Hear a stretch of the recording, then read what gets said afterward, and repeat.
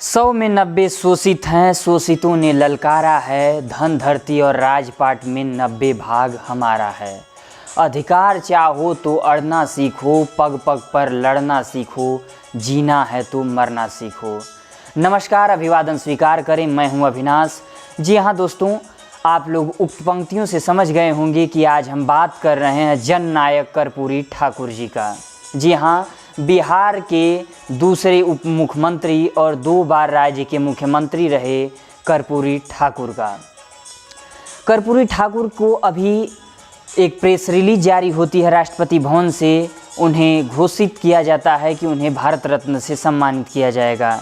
Karpoori Thakur British काल में 24 जनवरी 1924 को समस्तीपुर जिले में पितौजिया गांव में जन्मे। कर्पूरी ठाकुर जी का जीवन बचपन से ही बहुत ही संघर्षपूर्ण रहा। जब वो मैट्रिक की परीक्षा 1940 में पटना विश्वविद्यालय से उत्तीर्ण करते हैं तो एक पिछड़े वर्ग से आने वाला एक बालक जब मैट्रिक का परीक्षा पहली बार अव्वल दर्जे से पास करता है तो लाजमी था कि क्षेत्र में शोर मच जाता है। उनके पिता एक किसान थे और वह नाई जाति से आते थे। बाल काटने का मुख्य उनका पेशा था। जब वो यह बात जानते हैं कि उनके बेटे ने अव्वल दर्जे से मैट्रिक की परीक्षा पास किया तो गांव के ही जमींदार के पास अपने बेटे को लेकर के जाते हैं, इस उम्मीद से कि शायद जमींदार उन्हें आगे पढ़ने में कुछ उनकी मदद करेगा। जब यह समाचार वह जमींदार को सुनाते हैं तो जमींदार कहता है कि पहले आओ गोड़ दबाओ, और यह बात मानो कर्पूरी ठाकुर के दिमाग में छप जाती है। दोस्तों, कर्पूरी ठाकुर अपने मन में प्रतिज्ञा कर लेते हैं और आगे की अपनी पढ़ाई जारी रखते हैं। आगे आते आते वह स्वतंत्रता संग्राम की लड़ाई में कूद पड़ते हैं।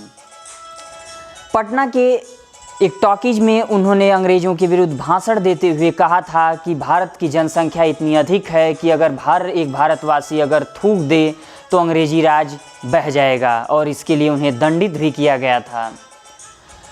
इस तरह से कर्पूरी ठाकुर को उनके पिछड़ेपन और एक शोषित समाज से आने के कारण हमेशा से सामंतवादी सोच के लोगों ने उनका अपमान किया।